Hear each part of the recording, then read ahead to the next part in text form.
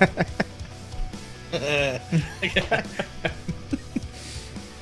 have to wonder what it's like for somebody who's listening to this, the audio version of this, and just hears us giggling for the first like couple of seconds every time we're on. What are they doing this? What are they up to this time? Oh man, everybody, welcome back to another episode of Best of Five, the show where I just ate something off screen and didn't look at the countdown right before it went live. And we're gonna talk about fighting game stuff, and we're Automatic. Welcome back. We had you in video form last time, but we're happy to have you back. How are you doing? Not too bad. How are you? How about yourself? How did I do in the ghost interview? The ghost interview was great. I fucked it up. What did you do this time, Elon? So the way I have it set to record is I have this whole setup, and I have it set to record every different audio track separately. So your audio track is separate, my audio track is separate, any other sound that happens during the show is also separate. I had that setting wrong. So it just sounded like shit. And I tried my best to make it work. It wasn't great, but honestly, the interview itself was great. Do you want to take that one? Shayon is asking, how do I know Automatic isn't pre-recorded? What do you mean? Yeah, Shayon wants to know, like, how does he know that you're not pre-recorded right now?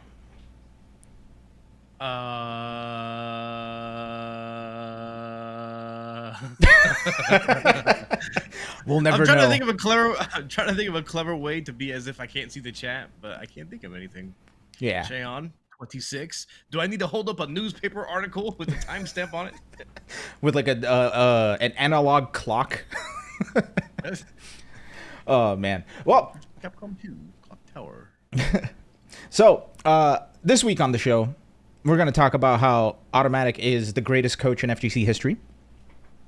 Thank you. You didn't even use past tense. Like it's continuing, like currently right now. Yes. Thank you. Yes. And genuinely, not because we're friends or anything, but I genuinely think during Say Jam Slam, I think you were the better coach, and I think the vibe of your team is what proved that.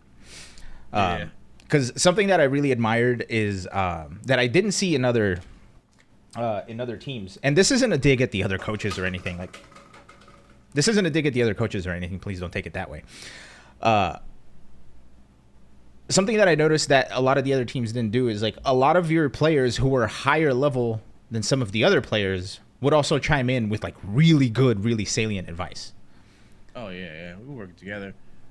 Yeah, and as far as the other teams go, I could be wrong about this, but what I noticed is sometimes it would just be the coach, and then everybody else would be like, "You're doing great, yeah, woo," which is awesome, right? Like, everybody supporting one another and being uplifting is great. But I think, I think as far as like your team went, I feel like your players had a lot better understanding of how to play fighting games after they were done. Yep. Boy, you really did it. Dude, I actually saved this just to play it on the show because it was so cool. It was the cat link moment. The cat link like Scara? Yes. So I would need a little bit of context because I think I saw it from the outside. The other person who I saw coming in from the outside, by the way, before we get into it, is the Evil Nice Guy resubscribing for 9 months in a row. Thank you. And also thank you, Shayon, 25 stream streak. Dang. Man, he's here all the time. But anyway, I want a little bit of context. So this is Scara versus Catlink. I've heard that Catlink, like, this was the scariest matchup for her at this tournament. So, like, what was the story behind that? Like, what happened? Well, there's a lot to just get to the point where she could even believe in herself to be able to do it. You know, we had a lot of moments where she's playing a match and things don't go her way. Like, one block falls off and then the whole tower just goes out the window. So it was like we were like in iron ranks, and even from the beginning then, she couldn't believe. Like, I showed her basically how to play fundamentals, very basic Street Fighter, super turbo fireball uppercut, and she's starting to get it. And the thing that was probably what clicked the most was, you know, just take the throw, block, and don't be upset when they throw you because they don't even know what to do with the throw. It's the least threatening thing, and just and we went into training mode and we drilled not getting upset by things you don't understand because it's inevitable. You're gonna get hit by all the stuff you don't know, but the worst that's gonna get is you're gonna get thrown and maybe you get hit by an overhead and they don't know how to combo off their overheads really. So just drive impact. Look for the drive impact uppercut. Throw some fireballs, and then we'll get to the mid range. And she's probably at that point now where she can start working the mid range a bit better. So like even before we get to the Scar matchup is about like learning the rules of the game and how you fit into them and believing that you can do it. And she did. And once we get past that hurdle, then we go into specifics of what Scar was doing. Because there's a lot of exploitable habits that are good habits, but if it's the only habit you have, then we could punish that, which was drive reversal. Hmm. So, and jumping on their wake up is kind of scrubby, but it's really good in this game, and it's Mhm. especially good at high level because most people aren't even looking to anti-air when they're knocked down. Beats drive reversal, beats super, it'll beat throw depending on the timing. I was like, yeah, sometimes you got to jump on their wake up, and it worked perfectly. We drilled it, we did Oh yeah. everything perfect. Yeah, I could go into more detail if you'd like, but I do want to ask you that's one how it specific happened. question. You mentioned that you drilled not getting upset by things you don't understand. Mhm. I need that. So Me too. both in fighting games and outside of fighting games. So like what Yeah, were 'cause like for me, it's I don't understand what the player is thinking when they mm, do the things they do. Just I don't know, man. yeah, so like what like specifically for that, like what did anything like kind of click for her where she stopped getting upset about things she didn't understand, or was it just like getting more Mm, understanding kind of helped her clear no, not her head? completely. Because I mean, the better you get, the worse you kind of get. Yeah. Because you start to do your own offense, and then things hit you for a different reason.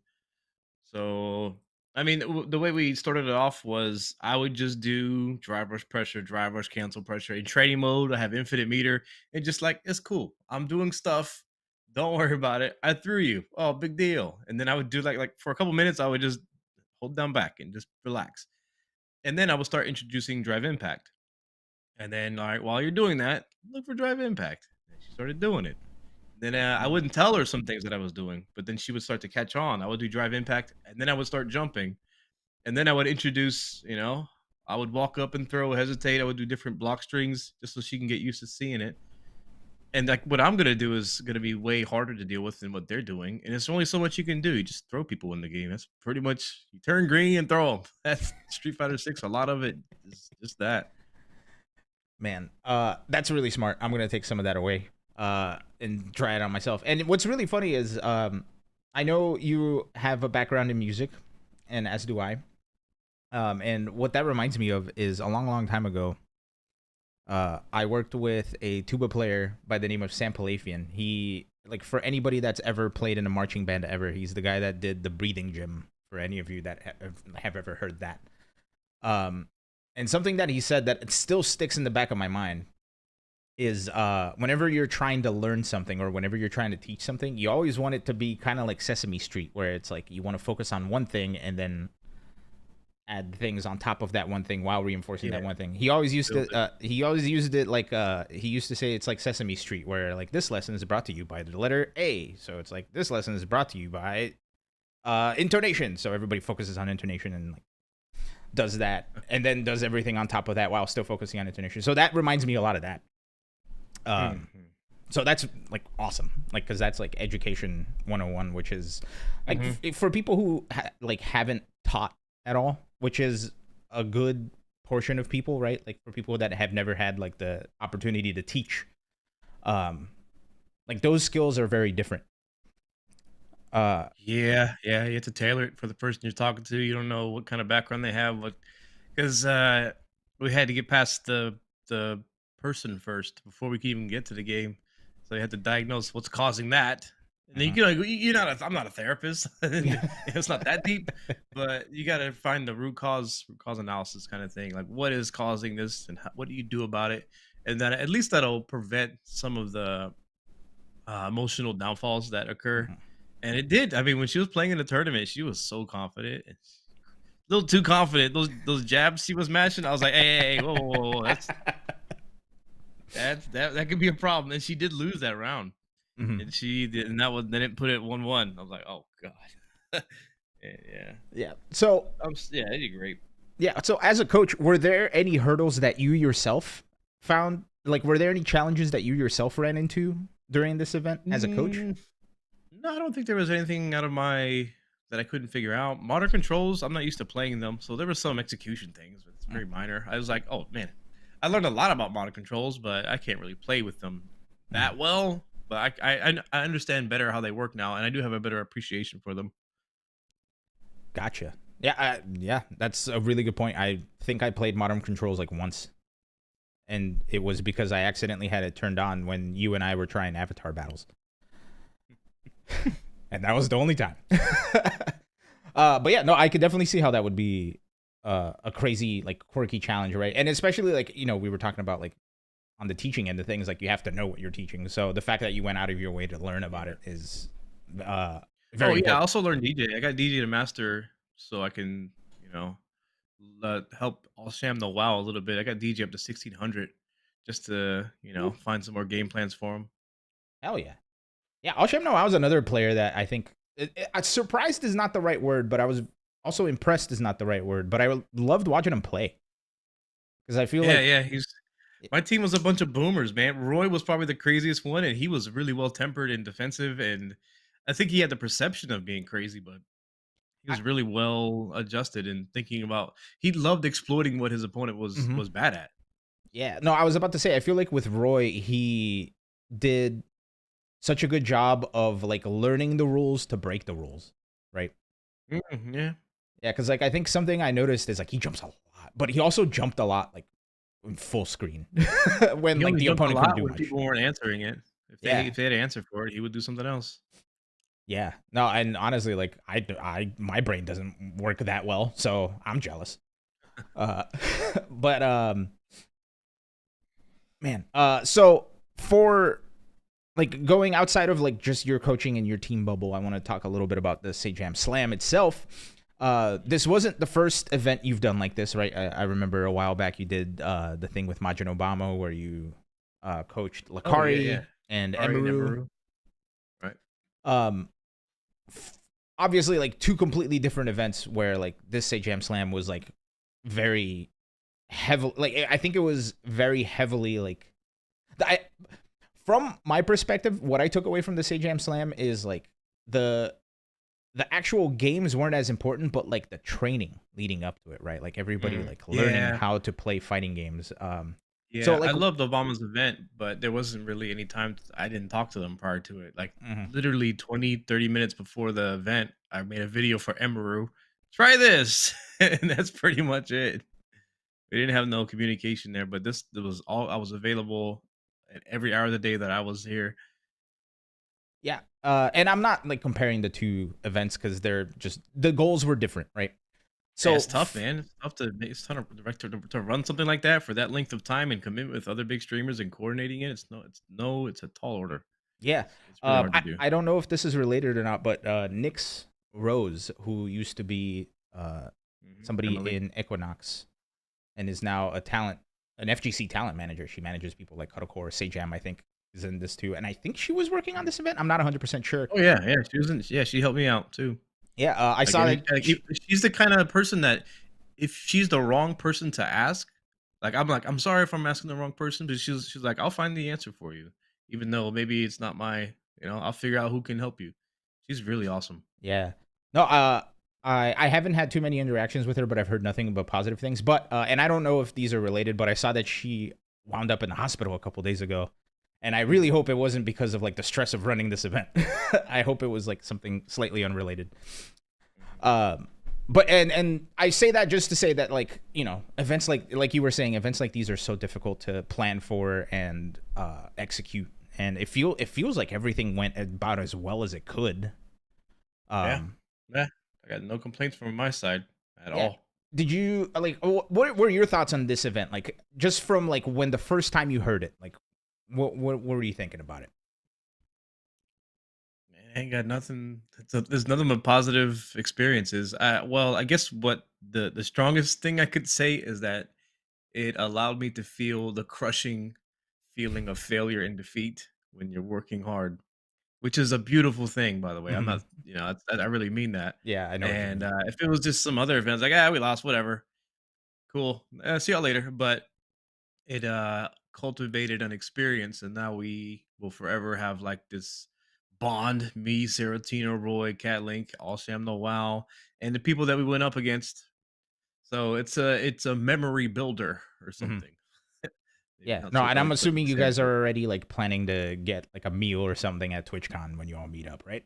yeah, probably. Well, Kat and Sarah are going to be on Shine's team now because they needed substitutes. Mm. So I'll be there as well. I'll be helping out, and yeah, we'll see how it goes. It's gonna sting.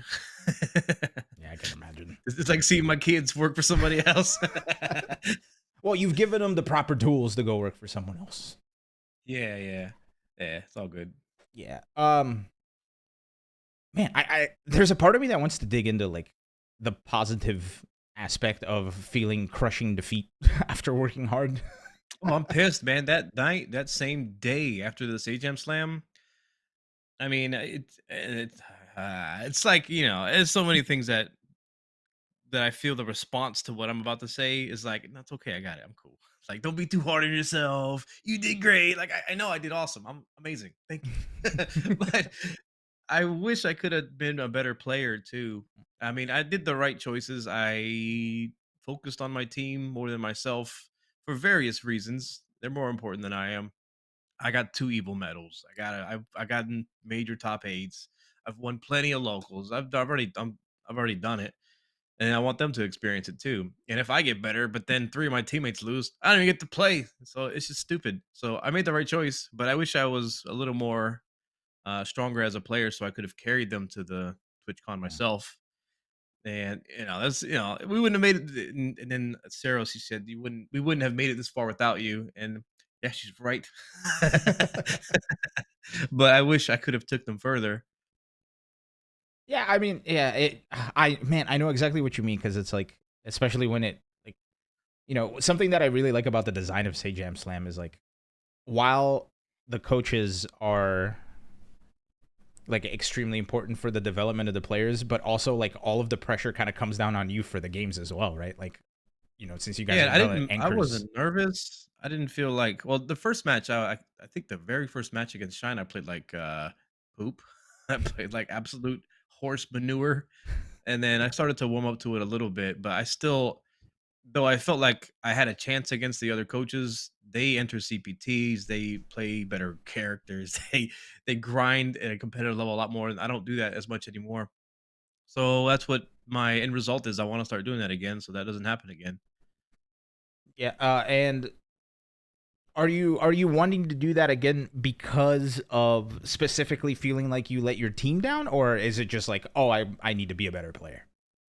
Both. I don't really think about letting my team down too much. I mean, Okay. there's plenty of that to go around, and there's no reason to really Yeah, and I don't mean dwell I don't on. mean you let your team down. That's not what I meant. Of course, and then all of us could dwell on that. We could say, he should have done this, she should have done this, they did this. But there was none of that there. It was nothing but support, Mhm. and we all wanted to see each other succeed. And when we all lost, we were all kind of, on the same page about being bummed about it. I tried to carry the torch a little bit and like not be too bummed, but man, I've been pretty bummed. Dude, Maybe you could tell by my low energy. it's man, it's still there a little bit. heartbreak hurts anybody, man. Like, show me somebody that's impervious to heartbreak, and I'll show you a liar. But that's the big thing though, is it makes me want to beat everybody now. like it's like some anime story where they destroyed my village that I worked so hard for, and now I'm the last one standing, and I have nothing but revenge for no reason. Anybody in my path. Yeah, the That's what vengeance. happened that night when I was just playing ranked. I was like, something just snapped in my brain. I almost got the legend in one night with Jamie after Damn. like playing. Yeah, I still felt like I played pretty good in the slam, but my record was 1-9. So Mm. it's just, I mean, it doesn't matter if you came close, if you were one round away, if you were one match away, you didn't win. So I got to fix that. Yeah, man. Well, I mean, look, it's also you know, the people on the State Jam Slam, you included, are like all amazing players, right? And you Mhm. all have like your own accolades and your own accomplishments on top of, the coaching and everything. So uh somebody has to lose. And it sucks, Yeah, it's man. kind of crazy, man, because everybody, I feel like my players got 3x, 4x, and the other players maybe 2x. But that's just how it goes, man. Hmm. Hmm. That's how it goes sometimes. We were so close. I don't want to say it anymore, but we were so close. Yeah. Dude, I understand, and I empathize and sympathize. I feel for you. So, uh, as a token of my gratitude for everything that you put on the line, I will allow you to coach me. So, Oh, I'll be your student from now on. Also, I'm kidding. all right. Unless, no, I'm kidding.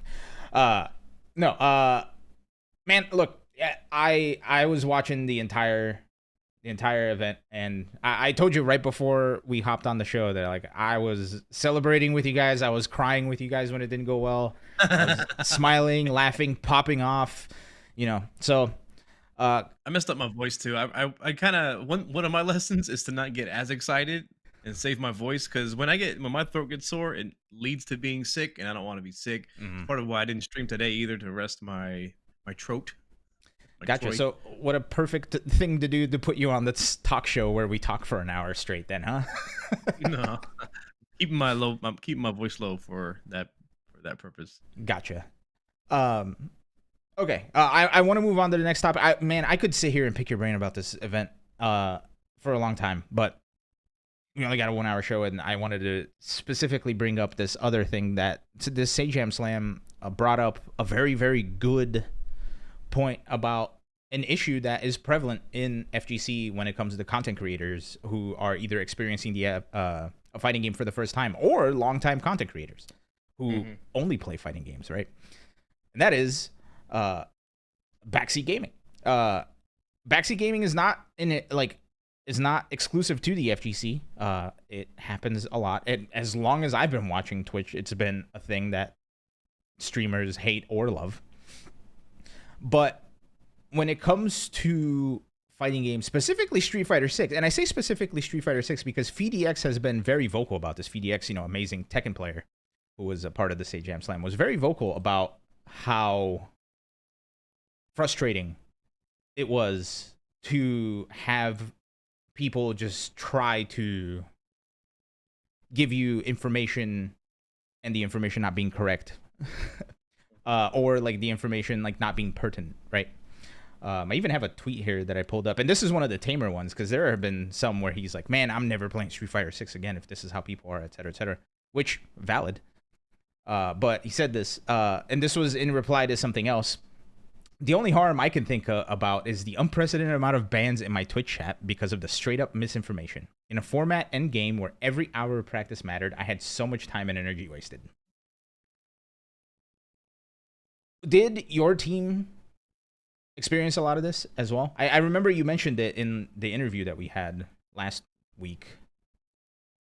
A little bit, yeah. I wouldn't say to nearly to the extent that other teams did, because I was there. Mm, Because they didn't need to be backseated. I was available. Not saying the other coaches weren't, yeah, yeah. but I made sure that if they had anything they needed to have cleared up, I spent a lot of time with them. And whenever, and even, I like to make fun of Justin because it's funny. Even Justin wouldn't give the best advice that was like, and it would kind of get in the way of my game plan.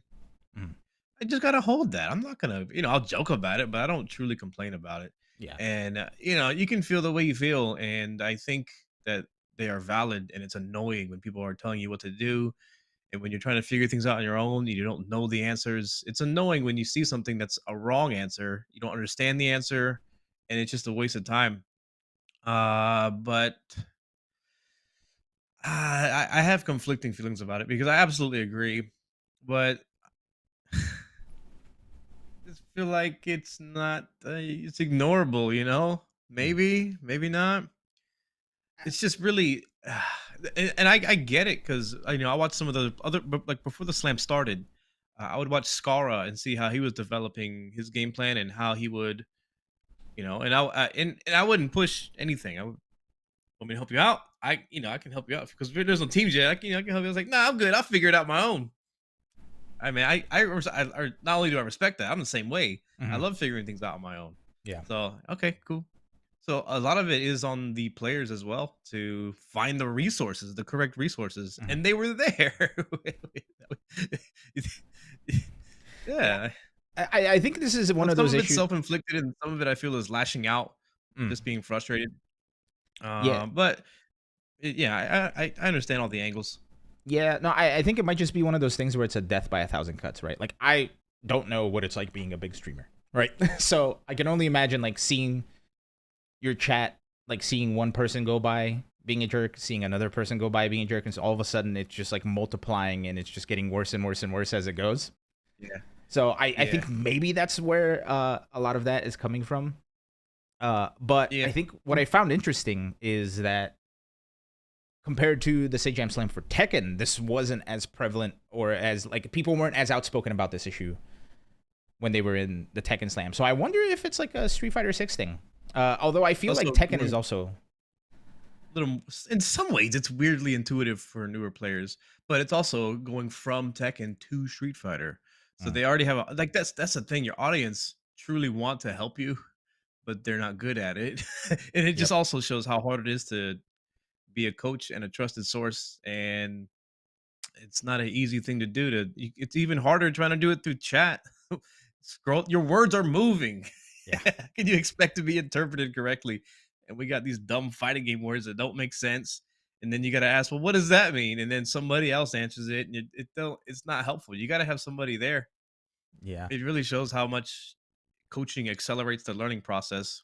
Hmm. If you can still not have your coach might not be the right one for you either. Yeah.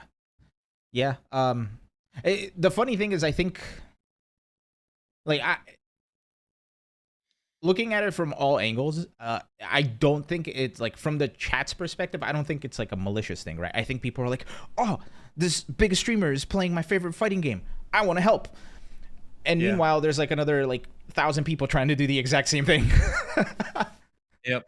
Yeah. So Yep. Yep. It's also one of those things on the internet. You might get 10 good pieces of advice, but that one thing where it's like, mhm. this is just wrong. You guys are not helping. And I think sometimes you're just thinking out loud. Fighting games, you get frustrated. Why did that work? And then it's like, I'll tell you why it worked. It's like, and then they tell you something wrong. It's like, oh shoot. Yeah, no, I think it's I would like to think, like I can't speak for everybody, but I would like to think that it just comes from like a place of excitement and like wanting to help, right? Yeah, Um, attention seeking too is gonna be there, of yeah, course. yeah.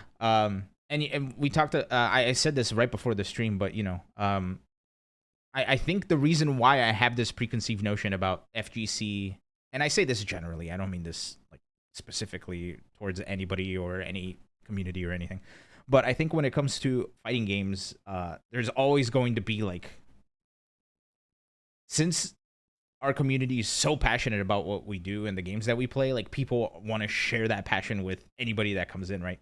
Hmm. So I told you this. I've heard right out of the horse's mouth from Eris saying that like one of the reasons he doesn't stream fighting games anymore is it just doesn't want to deal with the people who are backseating. Um, Another person who said exactly that was Flo. Rest in peace. I remember he used to play a ton of Street Fighter V and a ton of Tekken and a lot of these other games. He would always play it, but it got to a point where he'd be like, "Man, people are just really getting to me, so I'm gonna stop streaming this." Um, so man, it's unfortunate. And like, is there a way for us to fix it? You think? Might be. I don't think you can fix the where it's coming from, but I think you can fix the way you deal with it. Hmm. Um, Man, especially with misinformation too. And I understand again, like it might not be a malicious thing because I've been guilty of giving misinformation to somebody from a fighting game and it was just like a mistake, right? Like it wasn't anything malicious or anything. But man, yeah, like yeah, it's just one of those frustrating things that Beckman did a bit on it earlier today. She had like a PowerPoint presentation in Times New Roman, maybe Arial, and just a few pictures in there. And she's one of her slides was, so what can you do about it? You can have 0 viewers, and then you don't get any back seating. You could, like, make fun of them. Remember, she pulled up a clip of Punk telling people to S his D, and, like, mm, that's one way you can deal with it as well. It's cool. I like seeing her making content like that. She's starting to. that's really funny. Oh man. Um the last thing I wanted to talk about. Well, not that I wanted to talk about, but the last thing I wanted to show. And this is gonna be a shorter show. Sorry. I just wanted to talk about Sage Jam Slam with the Sage Jam Slam coach that I like. Um, somebody that weighed in on this was, we talked about him earlier, Majid Obama, and I think he had a very salient point about exactly this. And these were the two tweets that I saw him put up. First one, this is already like the second tweet in the thread, but I figured these two were just the best to pull up. And Majid Obama says, problem with the modern scene is the audience is way bigger, so there's a larger peanut gallery. But truth is, it takes guts to put yourself out there. Sign up for competition in public. Guts, a lot of people don't have. Put respect on that. Think where and how you started, if you ever did. And then he goes on to say, really proud of Brian F., Jibbo, Nephew, and Diaphone, JB, and Shine. Embrace the challenge and the opportunity to show a different side of themselves. I hope people can see the net positives this kind of event produces beyond it being quote-unquote content. Think about who benefits and how. And honestly, I think that kind of adds like a very nice cherry on top to this whole shenanigans, right? Because And to add to that, I heard there was a player or two that backed out of the event because it was too much pressure for them. yeah, that's unfortunate. Yeah, and like no event is ever perfect, but man, like everything I saw from the Sage Jam Slam, and I kind of watched the Tekken one, but I didn't watch it as closely as I did this one. But from a viewer perspective, I thought it was sick. And watching your team go up and watching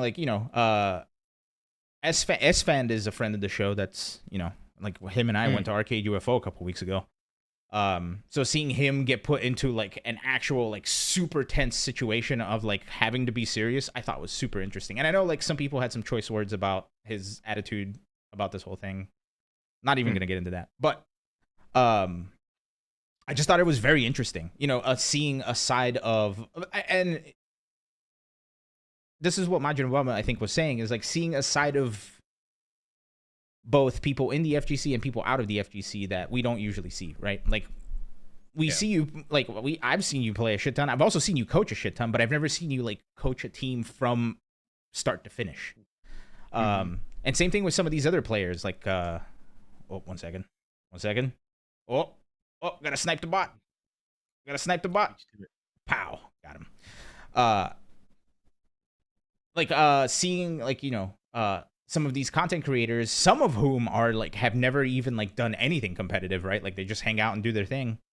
Suddenly get into the trenches of a fucking fighting game, which can get like stupid tense at a higher level. Did you like, what was your biggest takeaway from this entire thing? Like, did you learn anything about yourself? Did you learn anything about the people around you? No. I think what I mentioned before was the biggest takeaway is experiencing the failure. And even though you might have been the best, and even though your results on paper were very favored, and then you were very close to the moment of victory, and it's out of your hands, but you've had your hand very far into it, for lack of a better analogy. And it's a representation of you, but sometimes that's just, dude, man. I'm not gonna talk about it anymore, this specific, but it's and the best thing I can do is blame myself. I think that's the best thing, and because it is my responsibility and I did awesome. I know I did an amazing job. And, everyone's gonna say they had their own best coach. I believe I was really the best coach. I leveled up my players the most. the things we had to get through and the amount that they progressed and their performance was out of control. And well, it wasn't enough. And that's just how it goes sometimes. I wish it could have been a good win for all of us, but it wasn't. So maybe there's a next time, maybe there won't be. But at the end of the day, I'm still here and I Mhm. wanna I wanna I wanna win. Um, there's something that my trombone teacher once said to me that I literally like rings in the back of my mind anytime something like this happened, and it's crazy that it can be brought to fighting games and anything competitive. It's that in tournaments or in events, if people are only seeing like a snippet of Yeah, who you yeah. are The and what you prep is do, so right? cool.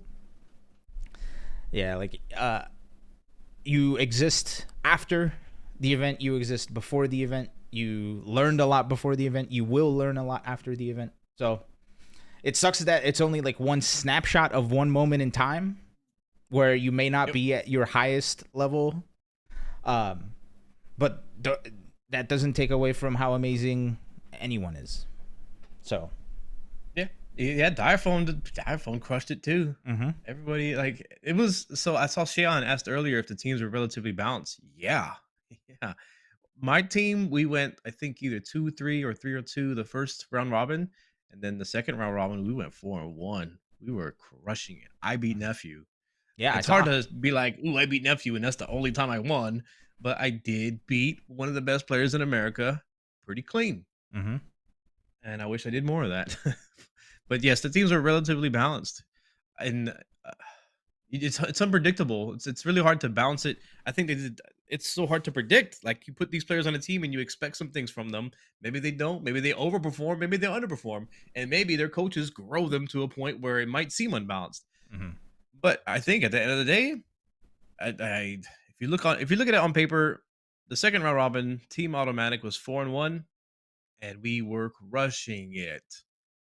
Yep. I don't want to go beyond that. But because the teams were so balanced, and yeah, we didn't get there. So if there's a Say Jam Slam 3 with Street Fighter 6 again and you get called up, will you be doing it again? Yeah, yeah. Hell yeah.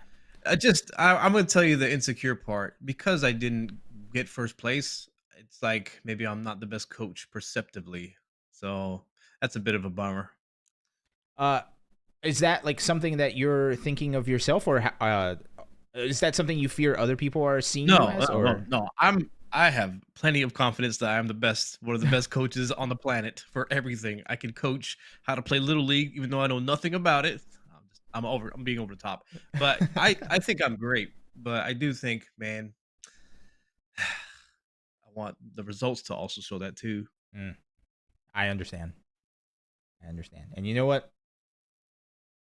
Say Jam Slam 4, they will. Automatic, I'm super happy to have you back.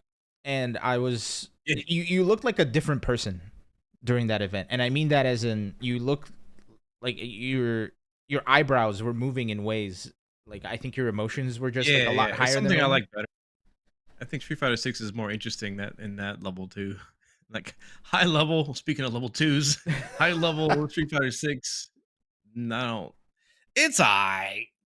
It's I don't want to get too deep into it. I wish it was way cooler. I'll put it that Hmm. way. It'll But get there. watching somebody grow from iron ranks to gold ranks, going on to beat a former highly competitive esports player, that is awesome. Yeah. And that there's a lot that and the credit has to go to both the coach and the player, right? Like and that's the beautiful thing. It's like when you are see a situation like this, is like that both the player and the coach like put in a lot of love into this. So I was really happy to see like so many cool moments, and seeing you so happy when things went right was a joy in itself.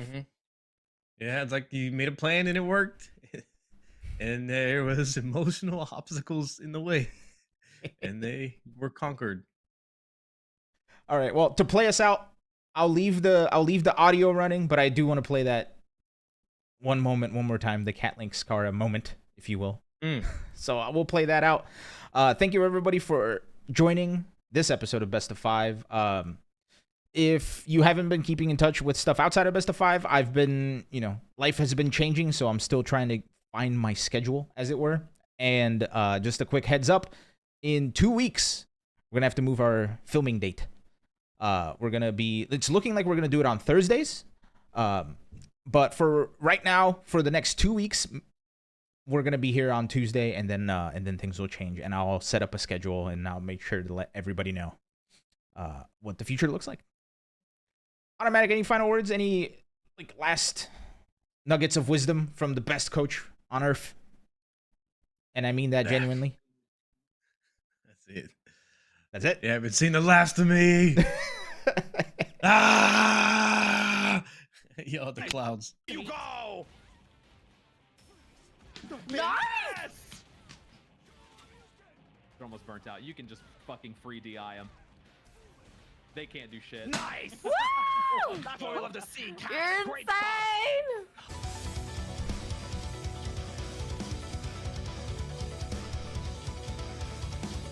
insane!